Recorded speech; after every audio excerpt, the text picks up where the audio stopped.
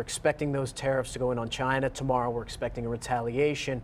Should we be concerned that we're spiraling toward a trade war? We should, quite frankly. Now, the Chinese have been bad actors for a long time, to be fair. They steal intellectual property. We've caught them dumping numerous times. We actually won a WTO case that I was involved in a few years ago. They were dumping tires. We're a big tire producing state, particularly my district. So I think the president's on firmer ground there. But internationally, he's trying to reset the trade board, and there's risk involved in that. So we should be concerned. We're a state that is metal sensitive. Oil and gas is heavily dependent on steel, aluminum. The same thing's true with our aeronautics industry. And we're export sensitive too, because our agricultural community is an easy place for people to retaliate, and we're heavily dependent on export. So there's real risk here. That was my next question. What does this mean for Oklahomans? Well, I think for Oklahomans, there's probably more downside than upside. I mean, the kind of industries that are being protected are not, a big presence here. Now, we do produce auto parts. We don't have any auto factories anymore. We're not we're a state that consumes steel. We don't produce steel in great amounts. So those types of things are not helpful. And again, we are a major exporter in the agricultural arena. We rely on comparatively cheap aluminum and steel in oil and gas and the aeronautics industry. So I think we've got a little bit more at risk here than the average state does. Supreme Court, obviously big, back in the news. I know the Senate is more involved with the confirming there, but this is a huge milestone for President Trump. What are you wanting him to look for in a nominee? You know, I think he did a really good job the last time. When he picked Neil Gorsuch, it was a home run pick. I think he's been a star in the Supreme Court. He's picking from the same pool that he pulled Gorsuch out, basically. So I actually have a high degree of confidence. This really gets down to his personal judgment. He's meeting with the final 6 or 7 applicants. And you need to be careful because we're going to have a battle royal over this. I mean, it's frankly, most of the Democrats are already lined up no. They don't even know who the person is. To be fair, most of the Republicans are lined up yes, and they don't know who the person is either. But they're more comfortable, clearly, with the Republican president and with the choice that President Trump made last time. So I expect this to be one of the dominant issues in the fall election. You mentioned most Republicans lining up. They're going to need them all, most likely. I think they will. You know, there's a discussion that there's 5, the 2 Republican, more moderate senators, Lisa Murkowski from Alaska and Susan Collins from Maine, and then 3 Democrats that went for Gorsuch, which is Donnelly from Indiana, I think Heitkamp from North Dakota, I'm trying to remember who the third, Manchin from West Virginia. But if you lose any of the Republicans, you probably can't get any of the Democrats, because I don't think very many Democrats will run the risk in an election year, and all 3 of those are up to alienate their own base and become the person who gave Trump the Supreme Court. Now, there's a lot of hysteria here. A lot of people are demagoguing this. There's no reason to believe there's going to be major overturning of precedents or anything of that nature.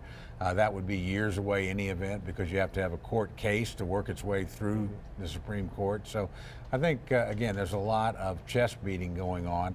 But I think the president's wise to, again, stick to a conservative choice, stick to somebody that's got a proven record, and then it'll be up to us to produce the votes. And I think in the Senate they'll eventually get there. Immigration still a very hot topic. Now, before the break in the House, 2 bills fail. Where does that leave us? Well, actually in a very difficult spot. The Senate tried to take up immigration earlier and failed at it. The House tried it now and has failed at it. So I think there's some measured things we can do. I was disappointed to see the 2 bills go down. I mean, both of them gave the president what he asked for in terms of the wall, border security, in terms of immigration changes and overhauls, getting rid of the visa diversity lottery and chain migration. But they also both gave legal status to DACA kids, and one of them gave actually no special pass, but multiple pass to citizenship over time. And I actually think that was a pretty sensible bill. The disappointing thing to me is that even though legal status was offered, the president's been more generous here than it's been portrayed, and eventually citizenship, not a single Democrat voted for it.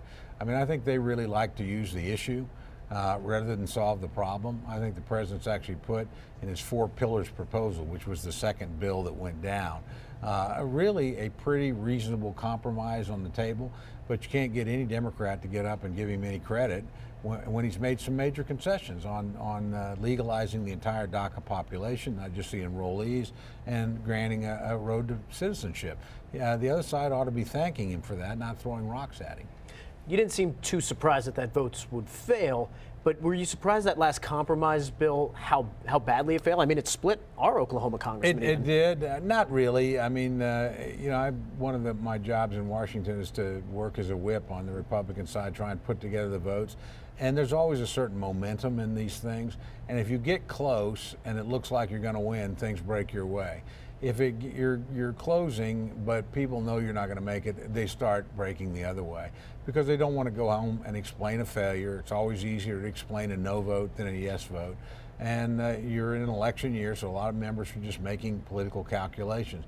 If they thought we could win, we would have done many votes better. But again, that's just that's the nature of politics and a close vote. It's a momentum. It's like a football game. That there are times in a game when you have momentum and you just break through.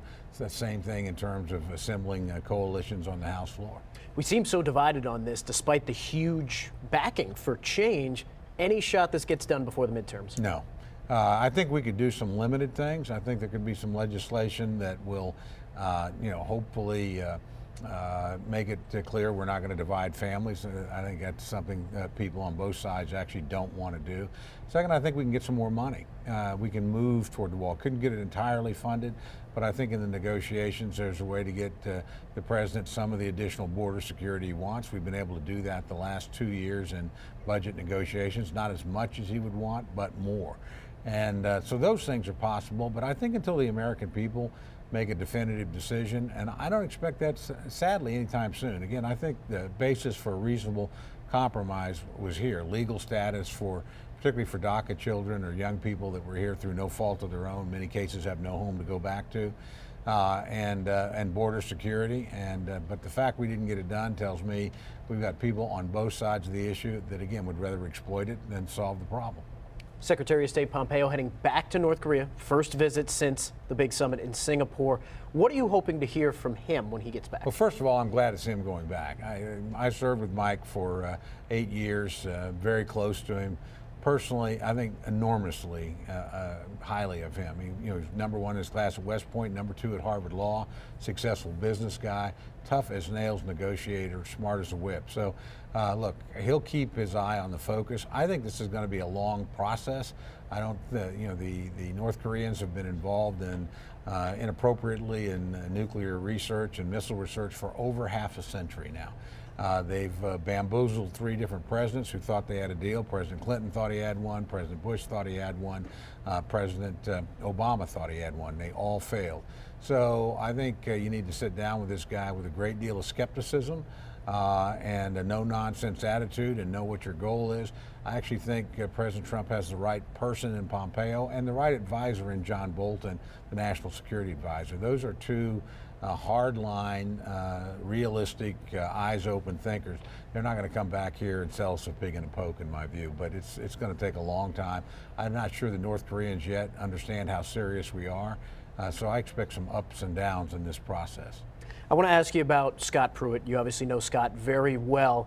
It seems like every week we're getting a new story of maybe something going on at the EPA. However, do you think it's time for Scott to step down? Well, that's a decision between him and the president. At some point you become a political liability instead of a political asset. Now, I would say first, Scott's doing a great job at the EPA. And most of the complaints that are coming are not things about the manner in which he's running the office. And frankly, from a conservative or pro-business or pro-agriculture standpoint, he's been the best administrator during my time in Congress. The problem with these personal things, using staff for personal things, trying to get your spouse, a job, stuff like that, that over time, that'll kill you. And so I just think that's got to stop. And because sooner or later, the president will make a decision based on a political calculation from his standpoint. And there's only one guy's opinion that really matters in this. Presidents appoint and presidents fire. Congress won't remove, but these sorts of things will make it tougher if the president does make a decision to get the next person approved. You're back here in Oklahoma. You said it's so nice to be back. What are you doing with your week here? Traveling around the district quite a bit. I spent Monday down in Ada. We were in a really quite moving send-off ceremony for one of our National Guard units that's headed over to Kuwait. Senator Langford was there as well, and that's a pretty neat place. The communities all come together and send off, and you see these wonderful soldiers who volunteered their time to go off and be away from their families to protect us. Met with some local businesses that were very concerned about the tariff issue that you raised a little bit earlier. So it's those kinds of meetings. It's mostly going around listening to your constituents, seeing what they're concerned about, and trying to explain the inexplicable in Washington to them, and then make sure they educate me so I'm adequately representing their interests. Explaining Washington's never an easy job.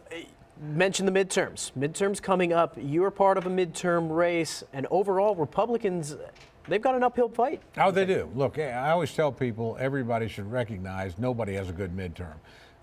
We lost Congress in the 06 midterm under President Bush. We got it back in the 010 midterm under President Obama. We strengthened our position in 014 and took the Senate. Another midterm. So midterms are tough on the party that has the presidency. Now, I think we have a lot of good things to run on.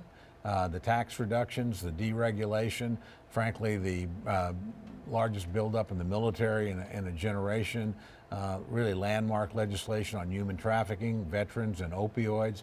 So there's a good story to tell. I think we have good candidates. I think we're very well prepared. But off years favor the guys out of power, and this Supreme Court battle, if anything, will supercharge the elections. So I expect it to be tumultuous and contentious, and I think that's true here in Oklahoma. It's been a rough session. If you were in the Oklahoma legislature, you saw how many incumbents were defeated in their own primaries, how many forced into runoffs. That means particularly Republicans better gird their loins and get ready for battle in September, October, and November after these primaries are completed. There's one thing I wanted to circle back to on immigration. Recent calls from some of your colleagues on the Democratic side in the House to abolish ICE. It's been sort of seen as a growing movement here. Thoughts on that? It's an insane proposal. I mean, absolutely irresponsible. First of all, let's put immigration aside for a minute. ICE also stops human trafficking, stops drug smuggling across the border, and deals with terrorists. So the idea you're going to get rid of the agency that does all that, and anybody that thinks ICE is too rough should stop and think, well, then we have 11, 12 million people here illegally. So if anything, look, they've done a good job with the resources we've given them. I think we haven't given them enough in the way of resources and latitude. But the idea we're going to get rid of the immigration function and leave our borders, and that's who these people are. They're making these proposals, in my view. They basically want open borders. Anybody can come here for any reason. Now, again, I think we have 1 million legal immigrants a year, which tells you what a desired destination this is, and frankly, how welcoming the American people are. So you play by the rules. We're happy to have you come here. But we also have people that are coming here illegally. Most of them, honestly, aren't coming for some nefarious purpose, but some are. And most of them, again, if you want refuge, you're seeking asylum, go to the American Embassy in your home country. They'll adjudicate the case for you there. You don't have to walk 1,000 miles in a dangerous journey from Mexico. Or stop at the port of entry and appeal for asylum, and they'll adjudicate that matter there. But when you come across the border illegally, you run a big risk. And we have a lot of people that are doing that, and frankly, I would think manipulating their children to some degree. They think we'll get a better deal. But 8 out of 10 minors that come to this country illegally are without adult supervision. I mean, we literally have down at the border 8, 10, 12-year-old young people coming in. That breaks your heart. Just by themselves? Yeah, just by themselves. I mean, 8 out of every 10 of these unaccompanied minors are without without parental supervision. They may be traveling in the company of somebody else, and that's pretty dangerous. Or it's the coyote, the person that's made money by transporting them illegally that brings them up here. But in all cases, there are other avenues to get here, other ways to do it, and there's no excuse for breaking the law, and that's what's going on. So we have to handle people humanely. We need to keep families together in the adjudication process, but we need to be, I think, strong in defending the borders of the United States. And that's what ICE does. So to undermine them, to miscast who they are, how hard they work. I deal with them a lot. We had 1,200 kids at Fort Sill when President Obama was president. And I got to tell you, the care that the Health and Human Services professionals, these are career people, provide is a lot better than any of those children got on the way up here. They're a lot safer, they're a lot more secure, they're getting better health care, they're even getting an educational opportunity there. Now, again, I'm not for breaking up families, but I'm not for demonizing people that are doing the job that we ask them to do and are doing it in as humane a way as possible. Congressman, thanks for your time. Thank you.